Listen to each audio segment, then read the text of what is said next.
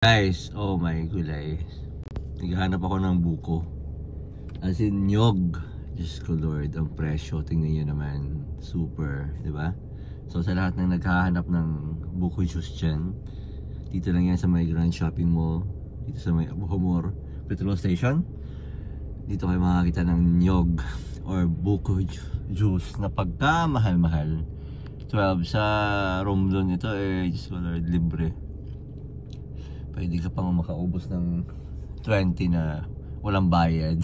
Dito, Diyos ko Lord, 12. So yun, ganun kamahal dito sa Doha ang nyug. Pwede kayo magtanim dito, no? Para ibenta natin. 12 ang isa, ha? Diyos ko Lord, 12 times 15 or 16? 12 times 16, magkano na sa Pilipinas? Oh my God. Ang isa, ha? Ang isang nyog or isang buko.